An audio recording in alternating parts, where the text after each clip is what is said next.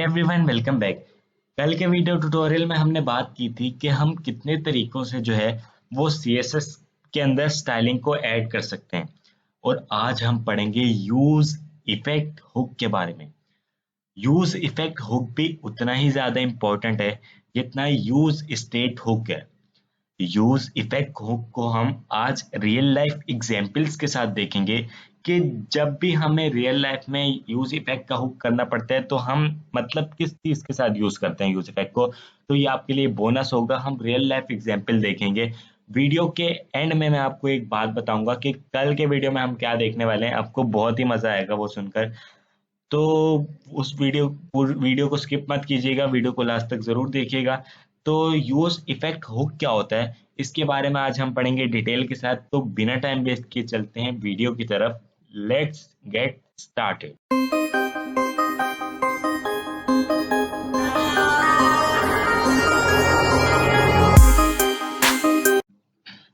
तो यहाँ पर मैं आ गया हूँ VS कोड के अंदर। उससे पहले अगर आपने अभी तक प्लेलिस्ट को एक्सेस नहीं किया तो पहले प्लेलिस्ट को एक्सेस कर लीजिए। यहाँ क्लिक कर कर बुक मार्क कर लीजिए ताकि आप बस यहाँ पर जो है वो प्लेलिस्ट आ जाए। जब भी आपको इस प्लेलिस्ट को एक्सेस करना हो तो यहाँ पर आप क्लिक करें और आपके पास इस तरह का जो है वो इंटरफेस आ जाए तो आप इजीली उसको प्ले कर सकें। तो अब मैं आ जाता हूँ VS कोड के अंदर और यहाँ पर एक फाइल बना ली है यूज इफेक्ट डॉट जेएस नाम की। और यहाँ पर एक फाइल है ऐप डॉट जेएस की जिसके अंदर हम इसको इंपोर्ट करेंगे और सारा का सारा जो यूज इफेक्ट के अंदर कोड लिखा होगा वो हमें ब्राउजर पर शो होगा। तो यहाँ पर मैं क्या करता हूँ, react arrow function component export सब कुछ जो है ये आ जाएगा। ये शॉर्टकट है। मैं रिएक्ट फ्रेगमेंट का यूज करूंगा क्योंकि रिएक्ट वाले बोलते हैं कि रिएक्ट के अंदर आप अगर काम कर रहे हैं तो रिएक्ट फ्रेगमेंट का यूज करें। डिव तो आप HTML में भी यूज करते हैं। तो उसके बाद मैं क्या करता हूँ, सबसे पहले मैं आपको बता दूं कि यूज इफेक्ट कॉल कब होता है और इसका यूज क्या है, मतलब इसको हम क्यों यूज करते हैं। सबसे पहले मैं यूज इफेक्ट हुक बना लेता हूँ यहाँ पर और उसके अंदर मैं आपको दिखाता हूँ ये कॉल कब होता है। ये एक लेता है एरो फंक्शन, सही है। ये एक एरो फंक्शन लेता है। मैं सिंपल क्या करता हूँ, इसके अंदर एक कंसोल चला देता हूँ जिसके अंदर लिख देता हूँ यूज इफेक्ट लिख देता हूँ। उसके बाद में एक बाहर कंसोल लिखता हूँ, console dot log use effect के बाहर कंसोल डॉट लॉग और लिख देता हूँ आउटसाइड लिख दिया यहाँ पर और वहां पर लिख दिया मैंने यूज इफेक्ट। यहाँ पर मुझे डेवलपमेंट सर्वर को स्टार्ट करना पड़ेगा तो यहाँ पर मैं इसको क्रैश कर देता हूँ, मतलब डिलीट कर देता हूँ। उसके बाद CLS माई ऐप के अंदर आना पड़ेगा क्योंकि ये मेरी माई ऐप है। उसके बाद मैं NPM को स्टार्ट कर दूंगा। NPM स्टार्ट करूंगा तो ये थोड़ा सा टाइम लेगा डेवलपमेंट सर्वर स्टार्ट होने में, 2 से 3 सेकंड लेगा और ये मेरा जो डेवलपमेंट सर्वर है वो स्टार्ट हो जाएगा। और उससे पहले अभी तक हमने इसको इंपोर्ट नहीं किया अपनी app.js के अंदर। ऐसे तो ये चलेगा ही नहीं, मैं आपको दिखा देता हूँ। ये स्टार्ट होता है तो यहाँ पर मैं अगर कंसोल में आ जाऊँ इंस्पेक्ट करके, मैं इसको साइड पे खोल लेता हूँ। यहाँ पर मैं कंसोल में अगर आ जाऊँ तो यहाँ पर अभी कुछ भी नहीं नजर आ रहा। क्यों नहीं आ रहा, इसका रीजन ये है कि अभी तक हमने इसको इंपोर्ट नहीं किया अपनी app.js फाइल में। तो यहाँ पर मैं क्या करूंगा, यूज इफेक्ट को मैं इंपोर्ट कर लूंगा ताकि मुझे वो कंसोल में नजर आए जो भी कोड लिखा है। तो यहाँ पर हमने जो है वो इंपोर्ट कर लिया है। अगर मैं एक बार इसको अभी रिफ्रेश करूं तो देखिए यहाँ पर जो है वो मेरे पास आ गया। सबसे पहले आउटसाइड आया। सबसे पहले कौन सा कंसोल चला, ये जो यूज इफेक्ट के बाहर था वो वाला कंसोल चला है। उसके बाद कौन सा कंसोल चला है, यूज इफेक्ट वाला। सबसे पहला जो बाहर था कंसोल वो चला, उसके बाद यूज इफेक्ट वाला कंसोल चला। इससे हमें क्या पता चला, यूज इफेक्ट कब कॉल होगा, जब हमारा पूरा का पूरा कंपोनेंट रेंडर हो जाएगा, सब चीजें जो हैं वो रेंडर हो जाएगी, उसके बाद यूज इफेक्ट जो है वो कॉल होगा, मतलब सबसे लास्ट में, सबसे आखिर में। तो इसमें हम क्या काम कर सकते हैं, अगर आप सोचा जाए तो हम इसके अंदर API को कॉल कर सकते हैं। API को कैसे कॉल कर सकते हैं क्योंकि एपीआई से डेटा आने में कुछ टाइम लगता है, 2 से 3 सेकंड लगते हैं। अगर हम यूज इफेक्ट के अंदर एपीआई को कॉल कर दें, तब तक हमारा ये जो सारा का सारा डेटा है वो रेंडर हो जाएगा। 2 से 3 सेकंड लगेंगे डेटा को आने में, फेच होने में एपीआई से, तब तक हमारा फिर यूज इफेक्ट भी कॉल हो जाएगा। तो एपीआई को अगर आपको कॉल करना है तो बेस्ट वे यूज इफेक्ट हो। अगर आपको एपीआई को कॉल करना है रिएक्ट के अंदर फंक्शनल कंपोनेंट के अंदर, हम क्लास की भी बात करेंगे बाद में, जब फंक्शनल कंपोनेंट हमारे कंप्लीट हो जाएंगे फिर मैं आपको बताऊंगा क्लास कंपोनेंट के अंदर कैसे एपीआई को कॉल करना है। तो फंक्शनल कंपोनेंट के अंदर अगर आपको एपीआई को कॉल करना है तो आप यूज इफेक्ट हुक का कॉल यूज कर सकते हैं। तो यहाँ पर मैं, अब आपको पता चल गया ये कब कॉल होता है और इसके अंदर हमें क्या यूज करना चाहिए। तो अब मैं क्या करता हूँ, यहाँ पर मैं एक फंक्शन बना लेता हूँ गेट डेटा नाम से। सही है, गेट डेटा नाम से मैं एक एरो फंक्शन बना लेता हूँ। उसके बाद मैं क्या बोलूंगा, गेट डेटा को मैं इसके अंदर कॉल कर दूंगा, यहाँ पर मैं कॉल कर दूंगा। अब क्या होगा, जब सब कुछ रेंडर हो जाएगा, जब सब कुछ रेंडर हो जाएगा उसके बाद ये वाला फंक्शन चलेगा, क्योंकि ये वाला फंक्शन हमने यूज इफेक्ट के अंदर कॉल किया हुआ है। तो जब सब कुछ रेंडर हो जाएगा फिर उसके बाद गेट डेटा वाला फंक्शन चलेगा। इसके अंदर जो भी कुछ होगा वो सब कुछ डेट कंपोनेंट रेंडर होने के बाद ही चलेगा। तो इसके अंदर अब हम एपीआई को कॉल करेंगे इस फंक्शन के अंदर। अब एपीआई कहाँ से लेकर आए, हम चलते हैं प्लेस होल्डर जेसन के पास। यहाँ से हमें कुछ फ्री फेक रेस्ट एपीआई जो है वो मिल जाती हैं। यहाँ पर अगर मैं क्लिक करूंगा तो यहाँ पर मैं ये जो पोस्ट हैं 100 पोस्ट हैं आई थिंक, तो यहाँ पर मैं इसको जो है वो कर लूंगा कॉपी। इसके अंदर सिर्फ आईडी है, यूजर आईडी है, टाइटल है और बॉडी है, तो हम इन चीज़ों को ही देखेंगे। तो यहाँ पर मैं क्या करता हूँ, सिंपल एक वेरिएबल ले लेता हूँ रिस्पॉन्स नाम से। रिस्पॉन्स इज इक्वल टू, आपने मेथड पढ़ा होगा अगर आपको एपीआई को कॉल करना है जावा स्क्रिप्ट के अंदर तो आप फेच मेथड का यूज करते थे, आई थिंक आपको याद होगा। तो हम फेच मेथड का यूज करेंगे, उसके अंदर इस लिंक को पेस्ट कर देंगे। तो उसके बाद अब मुझे क्या करना है, मुझे एपीआई को कॉल करना है। तो अगर मैं यहाँ पर simple console dot log response करूंगा तब तो मुझे कुछ नहीं मिलने वाला। क्यों नहीं मिलने वाला, क्योंकि अभी हमने इसको बोला नहीं कि आपको इसको कहाँ पर रेंडर करना है, मतलब आपको इसको कब चलाना है। मैं बोलूंगा एसिंक।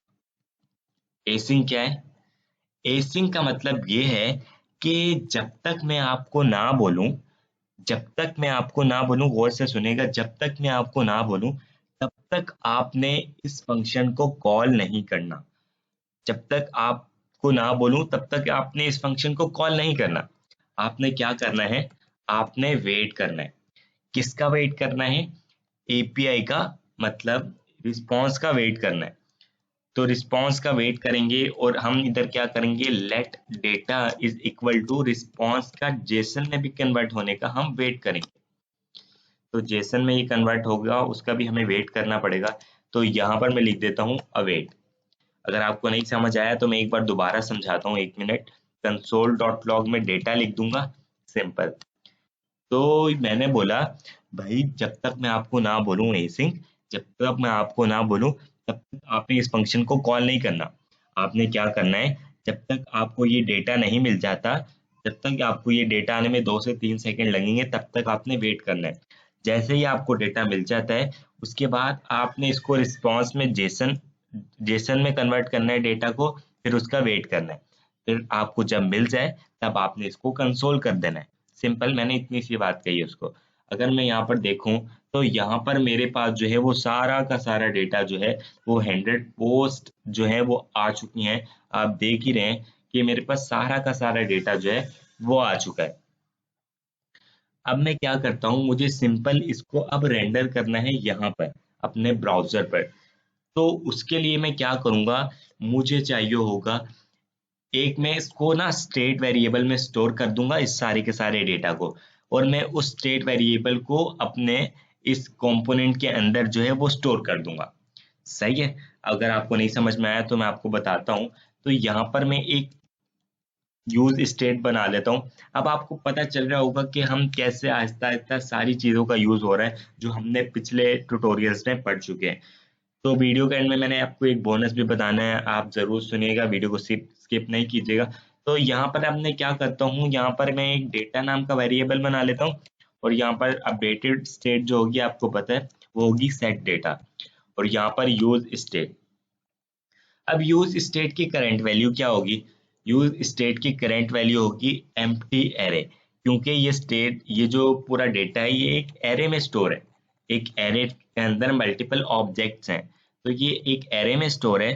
तो यहाँ पर मैं क्या करूँगा, सिंपल एक एम्प्टी एरे पास कर दूंगा, क्योंकि मैं जब सेट डेटा को मैं अपडेट करूंगा, इसकी जो अपडेटेड वैल्यू होगी वो ये जो सारा का सारा डेटा होगा वो होगी, तो वो इधर एरे के अंदर आ रही है, तो यहाँ पर भी वो एरे के अंदर आ जाएगी। तो यहाँ पर अब मैं क्या करूंगा, सिंपल सेट डेटा और यहाँ पर जो है वो मैं इसको अब पास कर दूंगा, और इसको अब कंसोल करने की जरूरत नहीं है। और अब सारा का सारा डेटा जो है वो मैं आपको बता दूं, ये जो सारा का सारा डेटा है, ये वाला डेटा, ये सारा का सारा वो किसके अंदर आ चुका है? अब वो इस डेटा नाम के वेरिएबल के अंदर आ चुका है। तो अब मुझे क्या करना है, मुझे जावा स्क्रिप्ट लिखनी है। कहाँ पर? JSX, मतलब ये HTML जो हमें दिखती है वहां पर।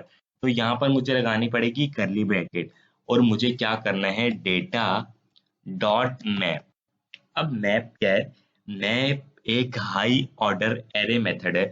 अगर आपको एरे की वैल्यूज को लूप पर चलाना है, एरे की वैल्यूज पर को, एरे के अंदर जितनी भी वैल्यूज हैं उसको एक लूप पर चलाना है, तो आप मैप मेथड का यूज कर सकते हैं। ये एक हाई ऑर्डर अरे मेथड है। आप इसको देंगे एक एरो फंक्शन, ये एक एरो फंक्शन लेगा और ये कुछ ना कुछ रिटर्न करता है, ये कुछ ना कुछ रिटर्न करेगा। और ये आपको, मैं आपको बताता हूँ, अभी आपको सब समझ में आएगी। तो ये डेटा जो है वो एक लूप पर चलाएगा सारी की सारी वैल्यूज, और अगर यहाँ पर मैं जो भी पैरामीटर को पास करूंगा, वो ये जो डेटा है, अब मेरे लिए जो सारा का सारा डेटा है ना, वो कहाँ पर आ चुका है, वो इस करंट एलिमेंट के अंदर अभी आ चुका है। यहाँ पर जो है वो करंट एलिमेंट के अंदर आ चुका है वो सारा का सारा डेटा। अब मैं क्या करूंगा, सिंपल यहाँ पर मैं लगाऊंगा H1, H1 लगाऊंगा, और यहाँ पर मैं बोलूंगा भाई, क्योंकि इसके अंदर क्या क्या आ रहा था मैं आपको दिखाता हूँ। अब तो कंसोल में यहाँ पर आ रहा है अभी भी। तो यहाँ पर क्या क्या आ रहा है, यहाँ पर यूजर की आईडी आ रही है, यहाँ पर आईडी आ रही है, टाइटल आ रहा है और बॉडी आ रही है। तो यहाँ पर अभी मैं सिंपल आईडी को प्रिंट करना चाहता हूँ। तो यहाँ पर मैं क्या बोलूंगा, करंट एलिमेंट, क्योंकि इसके अंदर सारा का सारा डेटा आ चुका है, और मैं बोलूंगा इसमें से मुझे क्या चीज चाहिए, उसमें उसका नाम देना पड़ेगा, डॉट लगाकर उस चीज का नाम देना पड़ेगा। तो यहाँ पर मैं सिंपल आईडी को पास कर दूंगा, क्योंकि मुझे आईडी चाहिए। तो अब मुझे ब्राउजर पर शो हो जाएगी सारी की सारी आईडी। तो आप देख रहे हैं कि मुझे सारी की सारी आईडीज जो हैं वो शो हो चुकी हैं, जैसे कि आपको नजर आ ही रहा होगा। 1 से लेकर 100 तक जितनी भी पोस्ट थी, सारी की सारी आईडीज मुझे मिल चुकी हैं। अब मुझे अगर चाहिए H2 के अंदर, मुझे चाहिए title, current element dot title, title चाहिए। तो ये देखें, मुझे टाइटल भी सारा का सारा जो है वो आ चुका है। आपने देखा कितनी इजीली इतने से कोड से, सिर्फ इतना सा कोड हमने लिखा, और हमने अपना एपीआई को फेच कर लिया, उसको लूप पर चला दिया, और उसको ब्राउजर पर शो भी कर दिया।